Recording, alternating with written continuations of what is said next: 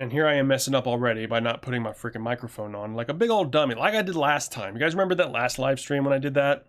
I just did it again on you guys. Because let me tell you, I am not a streamer. I don't do this kind of stuff. I suck at it.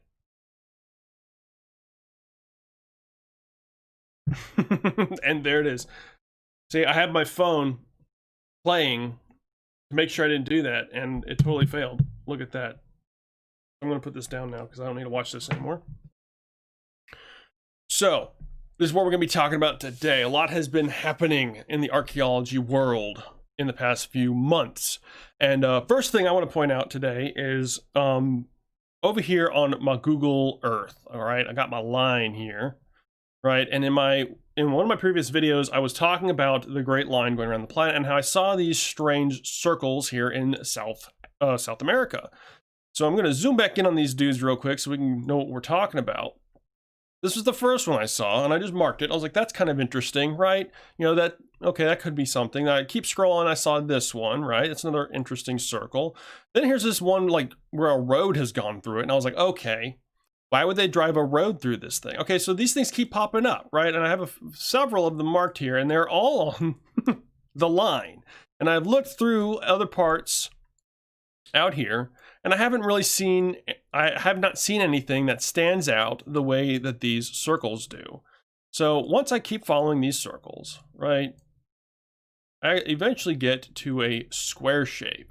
Now this one, okay, honestly, you could chalk it up as some kind of pin. Maybe somebody in this farmland, because there is a trail kind of running right through this thing. Maybe it's some kind of pin, and because it does look like there's farmland happening out here. Right, this is, you can clearly see people live out here, so maybe. And that's just interesting. Another strange one up here. This one's not very, perfect. It's kind of odd. So these things popped up, put it in my video just as like well, this could be interesting later on. Come to find out, let's look at this now. So on the Journal of Computer Applications in Archaeology, and how you get to this place is I go to this site here, archaeology. And this is just current archaeological things that have been happening. And right now I'm on page 6. So, when you go that way, excuse me, it gets to newer stuff. But anyway, coming back here. So there's a lot in here, and I'm not gonna go over all of it because it's basically just, let me at least read up here. Let me read the abstract to you guys, okay? Recent research has shown that the entire southern rim of Amazonia was inhabited by earth-building societies involving landscaping, engineering, landscape domestication, and likely low-density urbanism during the late Holocene. However, the scale, timing, and intensity of human settlement in the region remain unknown due to the dearth of the archaeological work and the logistical difficulties associated with the research in the tropical forest environments. It's super hard to do anything in the Amazon, okay? Basically put it like that. But anyway, they've been using Lidar, okay? Let me scroll down in here.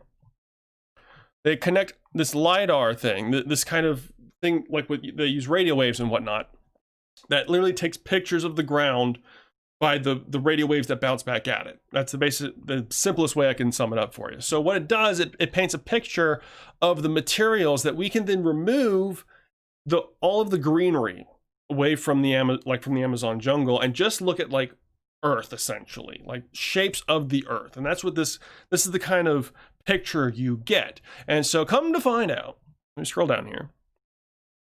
It's a whole bunch of locations, I'm pretty sure, and a bunch of just the science. All right, so they find this kind of stuff. Boop. All right, see this here? Here we got, that is obviously something very, very interesting, okay? And this is it in a bunch of different angles, or these could be different ones. They're probably different ones. But anyway, so you get stuff, we find stuff like this. And look how hard it is to see this. Imagine if you're in a plane, right? And you're just flying across this area. If you weren't like looking for it, you would probably fly right by that. But here you can see a better angle of what we're talking about with the shapes. And this stuff dates back to like, when did they say they dated it back? Hold on, let me come back up here real quick. Do they give me a date here at all? Oh, I'm still in the long thing, guys. Hold on. I want to make sure I get the date right because that's important on when they think these things were built. All right, I think it's right here.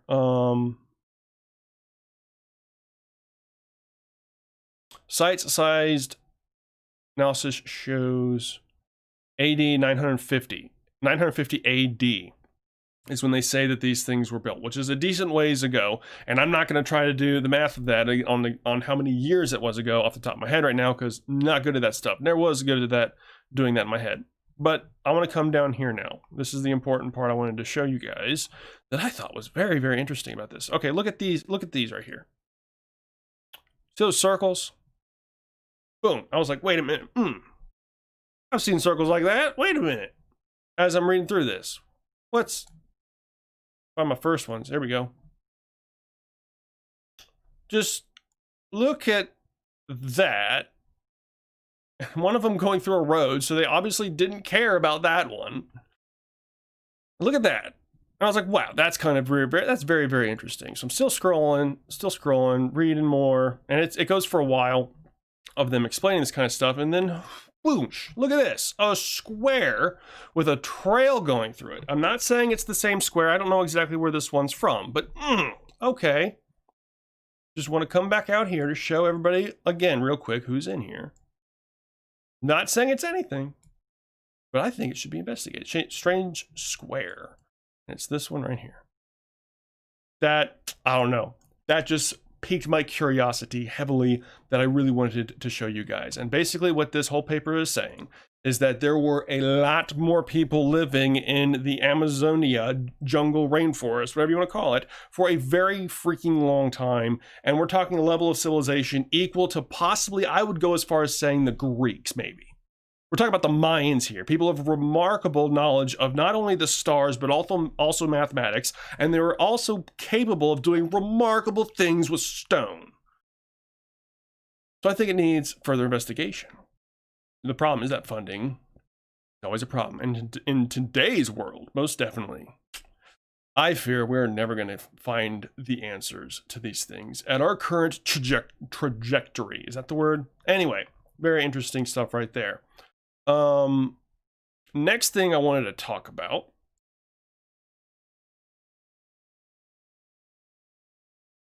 is there still no audio? Wait a minute. Guys, I suck at this. What is going on? Why is there no audio? There is audio. I'm confused. Okay, maybe I'm not scrolling in the comments here. Guys, like I said, I don't ever stream, and I apologize, and it's been a while since I have streamed, so I'm sorry if this is a rough ride. But we'll get through it together. I'm going to leave this actually up from now on, just so I can make sure. And there I am talking stupid. So, back to this. My apologies, guys. This was pretty cool. This was a very interesting find. So, when they were first digging into the Great Pyramid, and the date they say these were found in was 1872. And this guy named, let me find it, Wayman Dixon was his name. Dixon relics, right here.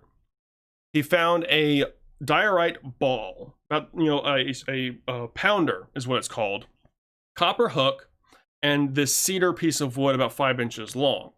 These artifacts, got transported out of the Great Pyramid, obviously, and while they were being transported around who knows where, the piece of cedar wood got misplaced and had been missing for an extremely long period of time.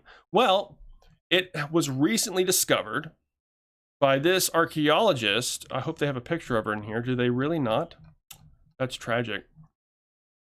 This archaeologist was going through a bunch of these artifacts in the museum she was at. I'm pretty sure it said Sweden.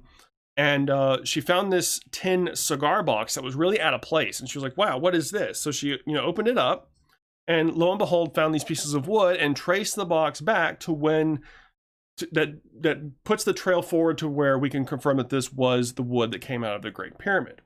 And the cool thing about it is that we can now carbon date this wood, which is an amazing piece of technology that we have in today's world. And let me see, make sure I find the date when they say, here we go, right here. This is dated to be 3,341 and 3,094 BC. So it would be about 500 years, it says here, about 500, wow, stuff's moving around. I hate this advertisement crap. About 500 years before historical records suggest the pyramid was built. Now, there are explanations and speculations as to how we can explain this, because, what you might first, think is that, oh, well, this is, if it dates way before the Great Pyramid, then clearly the Great Pyramid must be older. That's one thing that some people might go to, but no, not necessarily. The tree itself, that's dating how old the tree was, right? And because of the location where Giza is, there are not many trees anywhere. So it was a very, very important thing that had to be transported and, what's the word I'm looking for? There's a word for it, I forget. Moved into Egypt. And so wood would be very, very valuable, especially on an abundant scale for possibly tools. All right. So the idea is that this wood originally was the handle to whatever that hook thing was. They think it was a copper hook with this as the handle possibility. We don't know because they weren't together when they were found. And then they went missing.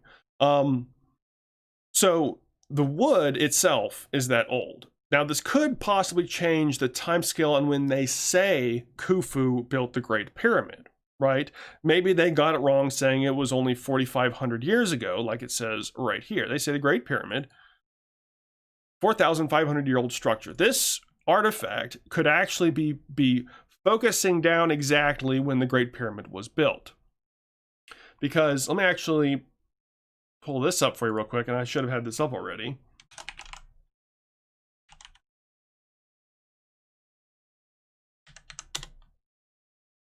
Pull my images here.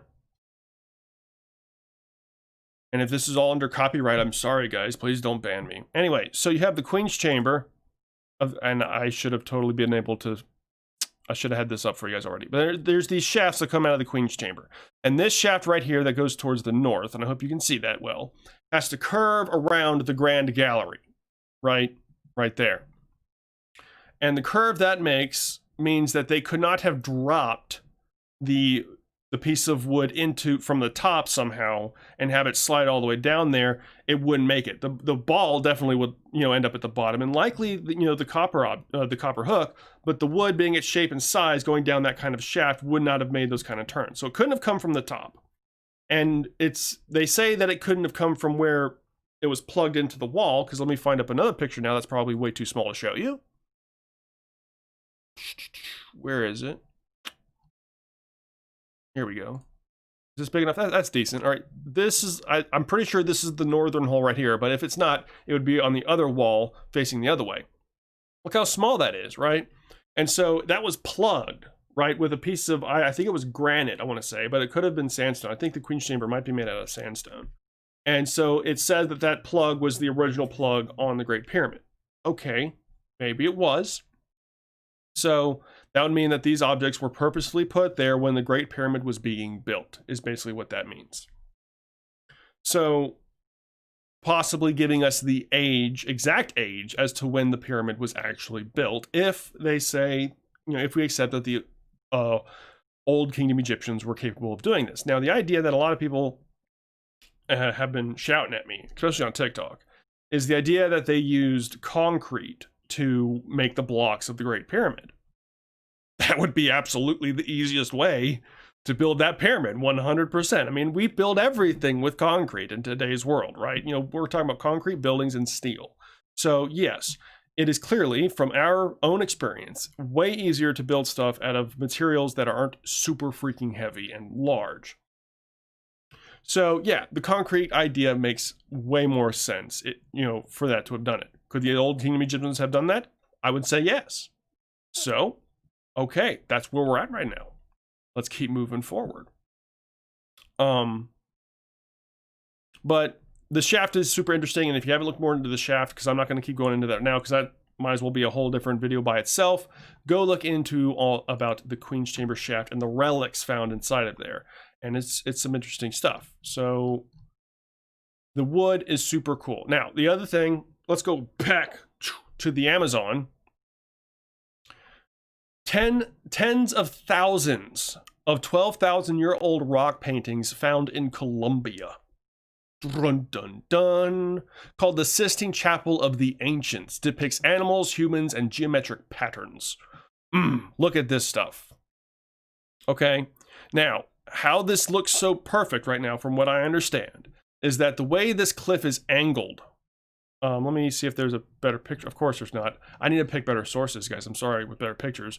Otherwise, I'm going to have to keep going to Google Images. But anyway, the cliff is at this angle like this, a steep angle. So it's protected from the elements that really come from above. Obviously, you can see down here towards the bottom, more things were able to get to that because that just looks like a mess. That doesn't look intentional. I mean, well, it looks intentional, but like it looks like it's trying to hide more than it's trying to explain, in my opinion.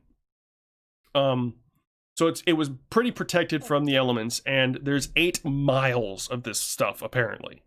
So there's a lot of it, and they probably took the pictures of the best looking stuff out there, so there's going to be much more photography from this site in the future. But what's how we can date these drawings, and actually, I'm going to come over here again and just look up this for you. See, let me make sure I get the freaking name right. I'm gonna copy paste this dude. Copy. Paste. And we're gonna come down in the comments in a bit, but I'm just gonna keep talking right now, guys. Here we go. So the drawings depict megalithic, the megafauna. Like, I'm not positive on this one, but I'm pretty sure that they said that this was either one of the giant bear, like the cave bear, or this could have been a giant sloth. But they said that the archaeologist who was, at this site staring at it could easily identify very key creatures from the Pleistocene. Like, they gave an example of giant sloth, obviously the mastodon, and this could be one of the giant cave bear, or the short-faced bear in that depiction right there, which would mean that this was drawn by people who lived with these creatures every day. So we can basically say that these people saw a lot going on back in the ancient times. Here's a team of the people that went to go see it, and that's just so cool. Like, wouldn't it just be so cool to go and look at that one day? It'd be amazing.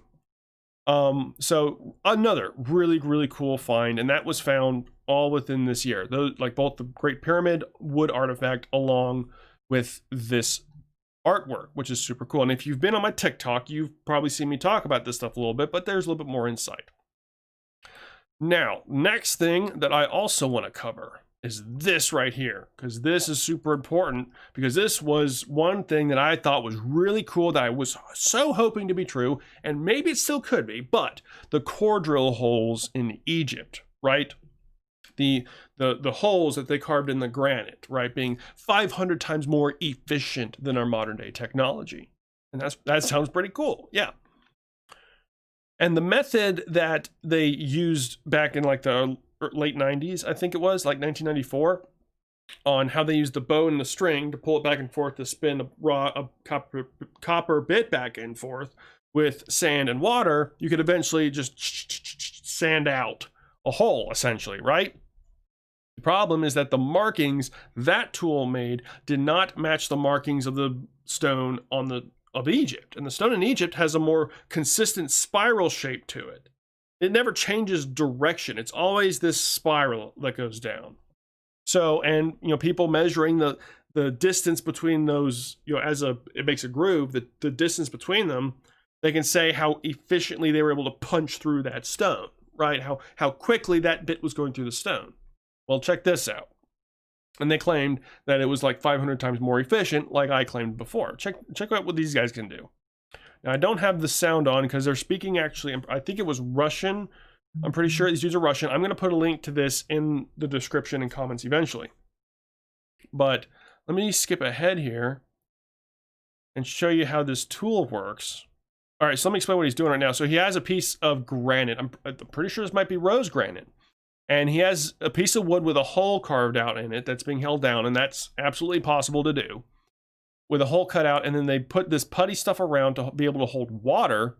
They put in a bucket and this abrasive material, which I'm not positive, I don't remember what they said the material was, but it's like, it's something that people can make in ancient times. Put some water in there, and then they take this weighted drill, and with the momentum of you just rotating your arm, and if you get really good at it, you can, oh, look at that ad. That is so tragic. I hate ads, man. Well, here you go. Monster Hunter, guys. Now playing. Go get it. Go watch it. Looks, those dinosaurs?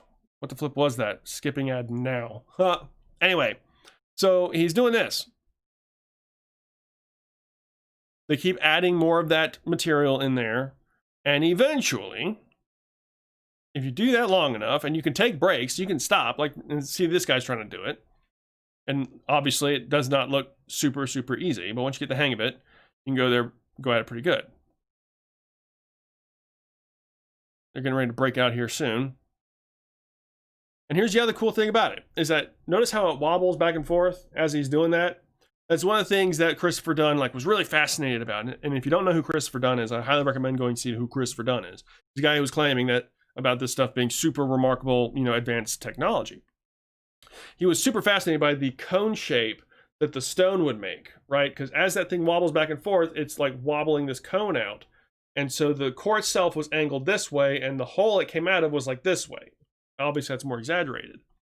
And this method not only replicated the spiral groove all going in the same direction, but also that cone shape that the stone leaves behind when it's finally said and done. So let me skip ahead here a little bit as this dude talks to us from a muted mic. Do they show us more?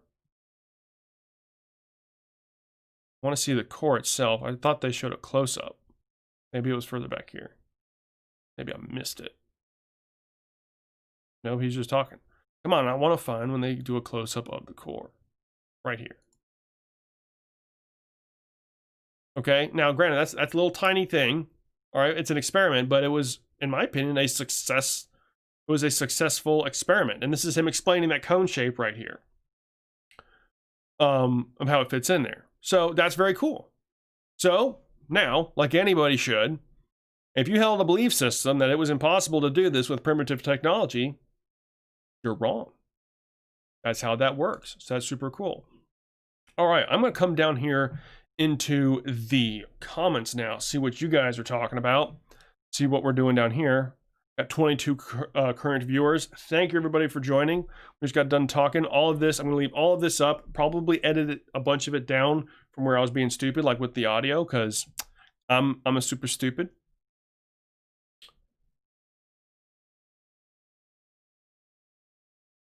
Hear you fine. Very good. You're good on audio. We hear you just fine. Very good. Yo, I met you at 20 subs. LOL on Overwatch. Oh, yeah, bro. Overwatch. I get on there every now and then. In fact, I was playing that right before getting on here. So, you know what I would think would be super fun? Does anyone want to play some Overwatch? I'm down to play some Overwatch. So, just send me a message on Overwatch. You know the name. Phantom Universe. Just all one word, though. No spaces or underscores. Let me turn this off now. So guys, start throwing me questions and stuff like that if you want to. Let me make sure I covered everything I wanted to talk about. No, don't care about that. This was a super cool page. I found this actually not too long ago. Let me come back here to the first page.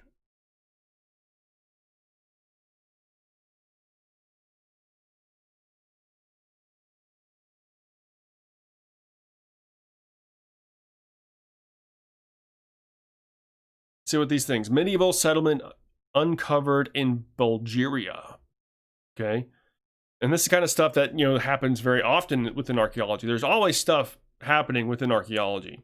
And, you only really hear about the big important things, but so much, like for an example, there's a bunch of studies going on with Pompeii. I saw that in here, like with the volcanic ash and how the artifacts from Pompeii, like how well they were preserved because of the ash, and some of them that weren't as well preserved because of the ash that buried that entire place. Super, super cool stuff down in here. That is interesting. A lot easier to explain than lost ancient technology. Yeah, because they were able to do it, and that's what I love about it. Well, if you have an idea about how this was done, let's do it. I think we should do it. Now, can we do the Great Pyramid? Wouldn't that just be like a remarkable global task for this world right now, right? To try to just, if we tried to build one pyramid, that would just be hilarious. It would not get done, especially to any like level of precision, in my opinion. Mark Cook, love the fact that you're a musician and artist. Oh yeah, dude. I love doing stuff like that. In fact, you want me to show you a drawing? Let me show you a drawing, and I'm gonna put my camera on the full screen so you can see this, dude. Pulling away headphones as I run away. Give me a second. Gotta get my art bag. And I'm gonna change the screen here in a moment. But sure you guys, I hope you guys saw the lighthouse, which is actually not in this book. Gosh darn it. Give me a second, guys. Oh, the woes of being live.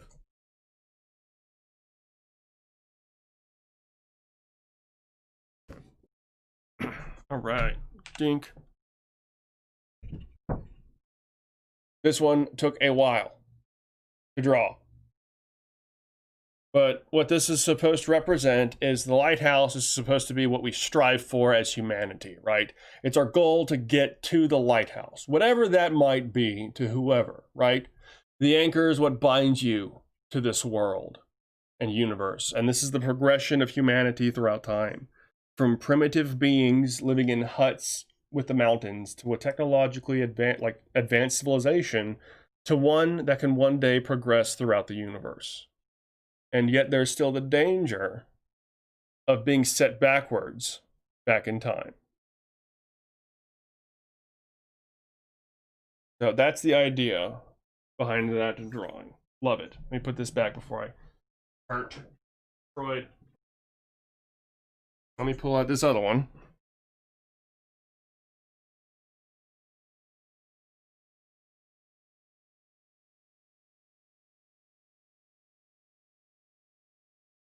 Second. So I'm going to explain.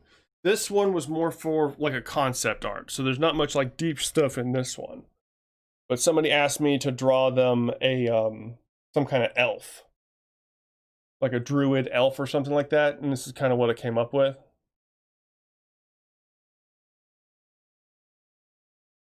Super cool. Again, took a really long freaking time. But you got the moon with an owl right there. So that one was super cool. But this one's another deep one. So, in this one, we have our universe. Okay, this is what we see, right? With this bunny, the whole detailed, beautiful bunny, right? With the flowers. But notice how we have this butterfly right here. And this is what this butterfly sees when it flies through our world. It has no idea what we're experiencing. To its world, it's just this endless chaos. And the flower itself can identify itself to the butterfly. That butterfly knows exactly what kind of flower that is. To the bunny, he has no idea. It's just another flower, right? And within the eye of the bunny, you see another different type of butterfly, but it's technically the same butterfly, but that butterfly doesn't know what the heck it looks like. Then you have, obviously, the entirety of our galaxy with the Earth, Sun, and Moon over here cycling through time. And then down here, we have a parallel universe of the one you're staring at. See the bunny in there? That's that one.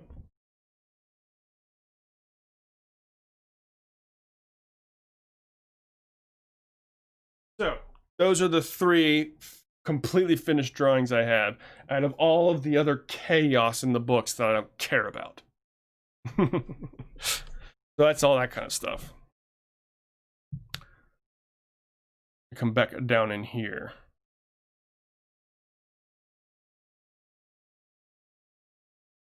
Daniel Stanley. Wow!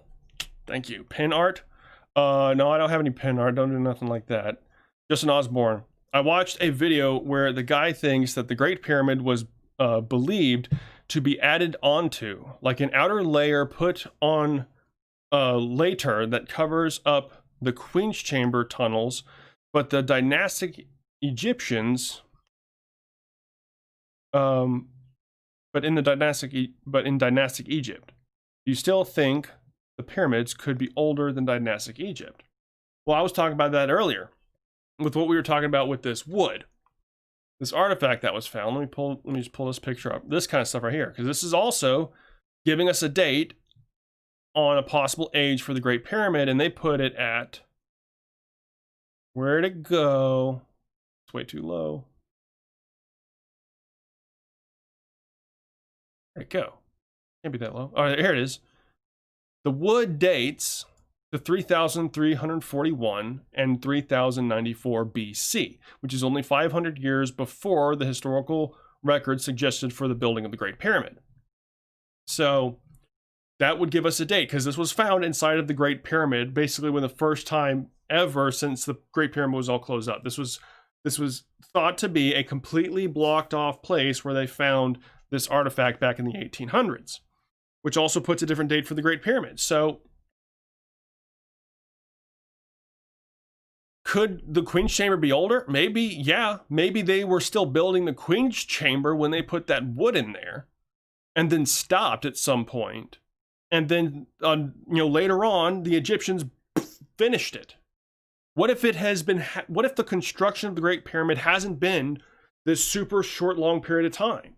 What if, like, the majority of the Egyptians, who we really don't even know about anymore, have been doing these things for a long time? I don't know. Because here's the other thing about the Great Pyramid, is that it's... Let me think about my words here. Did the old Kingdom Egyptians had a hand in the Great Pyramid? We can say that absolutely. I'm totally willing to say that when it comes to the Great Pyramid. Now, the idea of what's underneath all of that stone being far more ancient than what we're seeing here on the surface, yeah, 100%. There's a reason why, if we're looking at this globe, that these specific monuments are all connected in some way. Right? This is the Great Line of all of these ancient sites. Now, I've been, getting in here and trying to map out a bunch of them. And let me tell you, there's so much stuff. I've been trying to do stuff up here in the Americas as well. But the Egyptians were part of something far greater than we have been taught. That's what I want everybody to understand. Sure, the Egyptians were capable of remarkable things, and I'm not showing you the right freaking screen right now. Ha! Here I am thinking you're staring at the same thing I am right now. The Great Line. My apologies, guys. I'm going to zoom out here again. The Great Line. All of these structures are all connected in some way, and the pyramids are one of them. There's something going on in our ancient history that they're not telling us about. That's the conclusion I've come to. What is that truth? And can we get to it faster, please? That's all I want. Come back down here into the comments. But that was a very, very good question, Justin Osborne. Kate B, you are very good. Thank you very much. Justin Osborne, that's awesome art, man. Thank you very much, sir. Justin Osborne, you should post pics of those on the Discord. You know what? I totally should do that. You're 100% right. And it does not look like my camera is focusing right now. Guys, this is the worst camera ever. So I have this other camera that I eventually am going... So let me talk about what's going to be happening. So I have this camera that I got. Now I'm going to be setting up to use this dude instead, because this webcam just doesn't cut it when it comes to quality. I mean, just look at my screen right now. I'm going to be running this Canon, and I'm going to be getting a second monitor. It's going to be glorious. I'm so excited. And hopefully would be able... It's because it's going to make everything so much easier, because you should see my screen right now. It's so freaking crowded with this over here, that over there. There's just so much going on. But we shall see. Do you sell any of these? I have not sold any of my... Actually, I have sold a piece of art a very, very long time ago for a guy. But I have not sold any of my art. I have not put the effort to do so yet. Who knows? That might be one thing I might start trying to do. History is a needle in a haystack. We know nothing. Well, we know things. Well, okay, we don't like 100% know things. Don't believe that at all. We all know things to a scale to our level of comfort, right? So, but history is a malleable thing. Okay, imagine history like this. History has been driven in stone. History happened. There's no changing what actually took place, right? It's the interpretation of our minds on what we have found that builds our model of where we've been. And as we make discoveries, our understanding of that model changes. So we have to be malleable with our belief systems. You shouldn't like believe anything with a like burning passion unless it's something you physically, morally know, right? But yeah, history is crazy, man. I love this stuff so much. I think the show Utopia ripped you off. Well, I don't know about that show, but I mean, how recent are they? Because if they're a TV show, they've probably been constructing an argument for a very long time, and I've only been doing this for the past 5 years now. I mean, who knows? I don't know. I don't know about the show Utopia, but I'll look into it. Thank you very much. There are 2 kids that went in there and broke a piece off of the chair. I know they went to jail. Wait a minute. There were kids. What are you talking about? Hold on. History's in the old haystack. John Lopez. There were 2 kids that went in there and broke a piece off of the chair. I know they went to jail. If you're talking about, are you talking about the Great Pyramid? The guys got inside? No, you're talking about kids. I don't know what you're talking about there, bro. I'm sorry. Will the Giza pyramids be 3D scanned in the foreseeable future? They basically are right now. There is equipment inside of the Great Pyramid to scan the inside of the pyramid. And how it works is that they put these scanners in this room that are pointing in all these specific directions. And as the light from the sun hits the Great Pyramid, photons and a whole bunch of stuff that I don't fully understand enters into the Great Pyramid and is reflected by the blocks. And different densities on how that light travels through that mass gives you a picture of what could be lurking deeper inside the Great Pyramid, like negative space. So, and which is why back in, I think it was either 2017 or 18, they sensed and they think they found 2 other empty voids, rooms inside the Great Pyramid. Whether or not they've gone inside there and found them yet, they haven't told us yet. Because I feel like that would be big news if they did. And if they did get in there and didn't tell us, then every one of them should be arrested, in my opinion. But we're not going to get into that politics and stuff. There's so much more to find. Absolutely. They have art that resembles yours. Oh, gotcha. Well, I mean, every artist has their own style. And there are a lot of us out in this planet, so I can only imagine somebody would have a very similar style to mine at some point. So maybe they didn't rip me off, because I haven't really posted much of my stuff anywhere. And for them to be able to rip just those 3 off when I haven't posted anywhere, don't think so. I got my own unique hand, sir. So,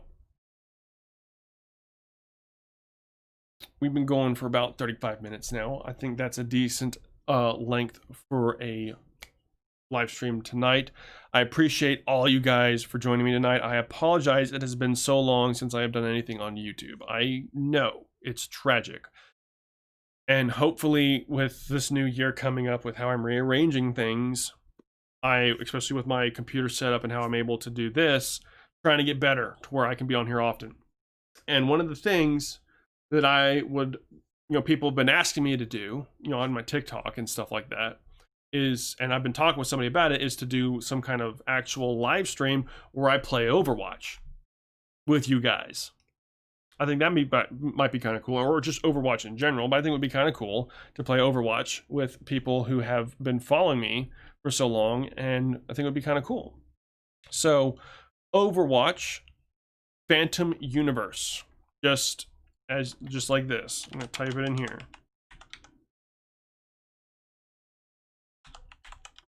Okay, just like that. That's my Xbox tag. Okay, please don't abuse me, people. Okay, I think you all are great people, but I don't know you. Don't try me. But anyway, I think it'll be very, very fun to play with you guys at some point. And you know what? Let's do it right now. Send me a message on Overwatch, and we will play. Very good, sir. Because I do want to do that. I think that'd be very fun to do. I hope my internet connection has been decent for you guys, because it actually says that it's excellent now. I'm so glad that it got resolved.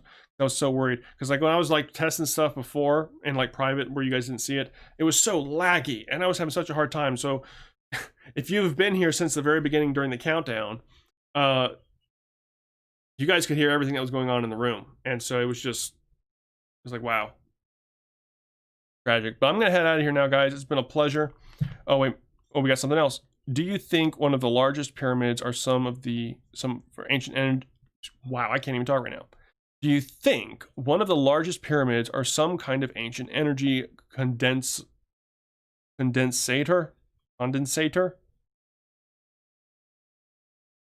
Energy, device. I think that's what you're trying to get at.